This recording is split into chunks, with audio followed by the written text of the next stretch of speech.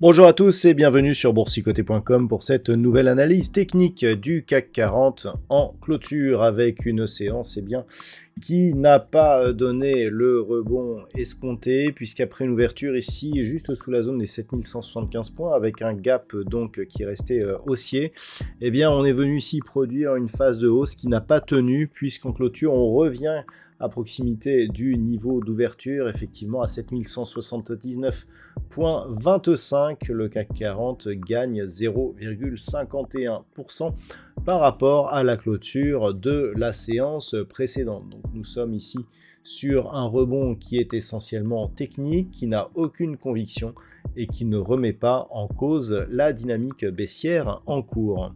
Au niveau des indicateurs techniques, nous sommes dans une configuration ici qui se neutralise, mais qui reste ici dans la partie inférieure de la zone d'évolution sur les histogrammes du MACD. On est dans cette zone d'évolution depuis ici cette séance du 3 octobre, donc ça fait 2 mois que l'on est ici dans une tendance sous-jacente plutôt baissière avec des tentatives de rebond de temps en temps, mais on n'en sort pas.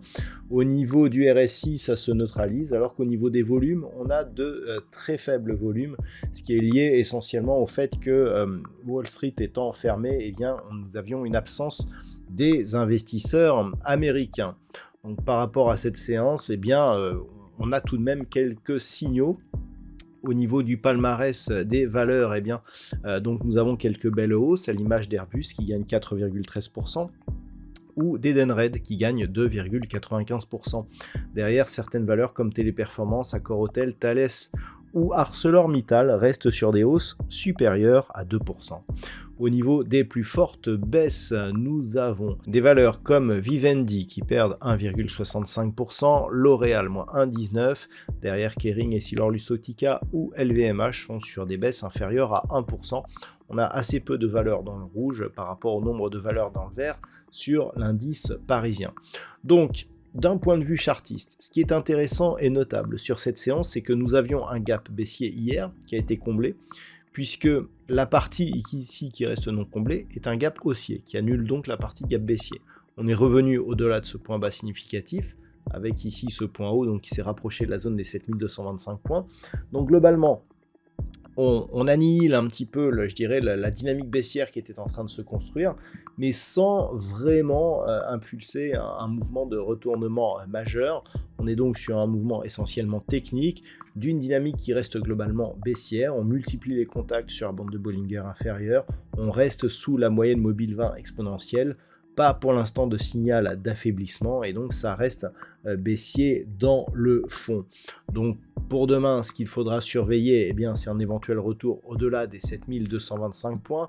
Demain, nous n'aurons qu'une demi-séance à Wall Street, donc on ne pourra pas vraiment attendre des États-Unis une dynamique forte. Ce qui est notable aussi, et je vous le montre souvent actuellement, c'est la différence que l'on a avec le DAX. Regardez bien ici cette structure à 4 bougies. Nous avons ici donc la forte baisse que nous avons connue lundi, ici mardi, mercredi et jeudi. Vous voyez que jeudi par rapport à mardi, mercredi, vous voyez où l'on est, et surtout par rapport à lundi. Regardez comment ça se passe sur le DAX. Voilà, nous avons lundi, mardi, mercredi, jeudi.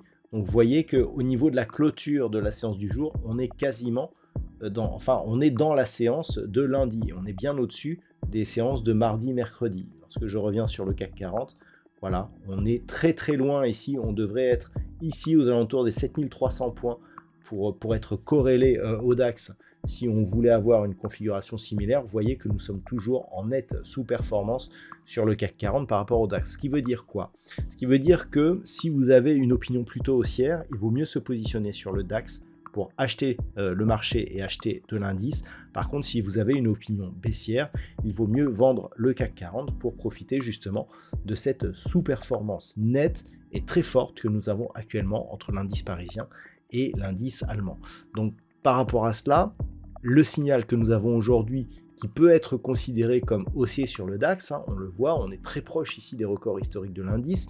On a ici un quasi-contact vol supérieur, retour sur moyenne mobile 20 exponentielle, gap haussier. On n'a pas eu de gap baissier hein, sur le DAX, à part ici entre lundi et mardi. Donc gap haussier pas comblé et donc retour ici à proximité de la bolle supérieure.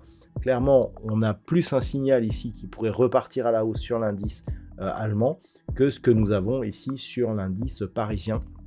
Donc toujours ici cette nette sous-performance malgré une détente politique que nous avons connue aujourd'hui du côté de la France, et bien cela ne suffit pas pour relancer les marchés. Donc demain on surveillera une éventuelle poursuite ici en direction des 7225 points.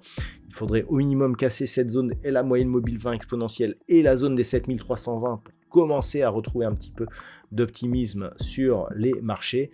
Alors attention, si on persiste à évoluer sous 7175 points, eh bien on pourrait donc atteindre l'objectif qui, je le rappelle, se situe dans cette zone ici entre 7040 et 7075 points.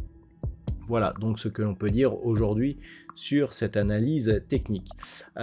Au niveau des probabilités d'évolution, nous avons une configuration qui est toujours identique avec une probabilité de retour à la hausse qui se rapproche. On pourrait commencer à avoir une probabilité de retour à la hausse à partir de demain, mais ça semble plus net pour la semaine prochaine.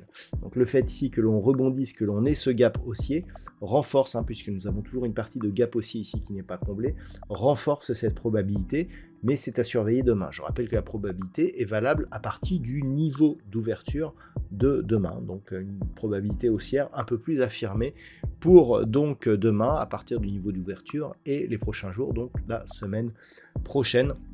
La conviction n'est pas très forte, mais la direction semble assez solide. Voilà donc ce que l'on peut dire pour aujourd'hui sur cette analyse technique. Je vous souhaite de passer une très bonne soirée.